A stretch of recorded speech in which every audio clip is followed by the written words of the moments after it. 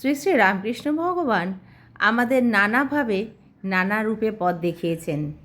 লোকশিক্ষা দেবার সংসারীর অনধিকার প্রসঙ্গে তিনি একটি গল্প বলেছিলেন। তিনি বললেন, দেখো, একজন রাজা ছিল। একটি পণ্ডিতের কাছে রাজা রোজ ভাগবত শুনত। প্রত্যহ ভাগবত পড়ার পর পণ্ডিত রাজাকে বলতো, রাজা বুঝেছ? রাজাও রোজ বলতো, তুমি আগে বোঝো। ভাগবতের পণ্ডিত বাড়ি গিয়ে রোজ ভাবে যে রাজা রোজ এমন কথা বলে কেন? আমি রোজ এত করে বোঝাই আর রাজা উল্টে বলেন, তুমি আগে বোঝো। এ কি হলো? পণ্ডিতটি সাধন ভজন করত। কিছুদিন পরে তার হুঁশ হলো যে ঈশ্বরই বস্তু, আর সব, যেমন গৃহপরিবার, ধন জন, মান সম্ভ্রম, সব অবস্তু। সংসারে সব মিথ্যা বোধ হওয়াতে সে সংসার ত্যাগ করলে যাবার সময় কেবল একজনকে বলে গেল যে রাজাকে বলো যে এখন আমি বুঝেছি। আরেকটি গল্প শুনিয়েছিলেন। একজনের একটি ভগবতের পণ্ডিত দরকার হয়েছিল। পণ্ডিত এসে রোজ শ্রী ভগবতের কথা বলবে। এখন ভাগবতের পণ্ডিত পাওয়াই যাচ্ছে না।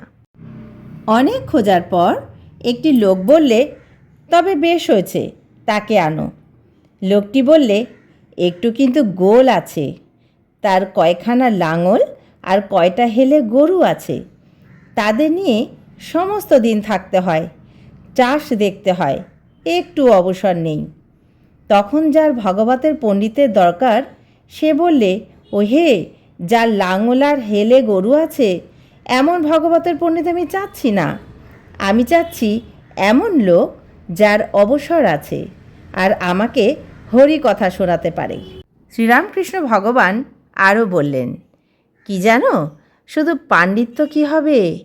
পণ্ডিতেরা অনেকে জানে শোনে বেদ পুরাণ তন্ত্র, কিন্তু শুধু পাণ্ডিত্যে কি হবে? বিবেক বৈরাগ্য চাই। বিবেক বৈরাগ্য যদি থাকে তবে তার কথা শুনতে পারা যায়। যারা সংসারকে সার করেছে তাদের কথা নিয়ে কি হবে? গীতা পড়লে কি হয়? 10 বার গীতা গীতা বললে যা হয়, গীতা গীতা বলতে বলতে ত্যাগই হয়ে যায়।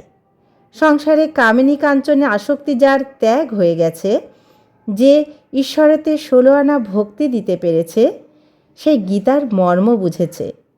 গীতা সব বইটা পড়বার দরকার নেই, ত্যাগী ত্যাগী বলতে পারলেই হলো। ঠাকুর বলেন, যখন মনের যোগ হয় তখন ঈশ্বরকে খুব কাছ থেকে দেখতে পাওয়া যায়, হৃদয়ের মধ্যে দেখা যায়।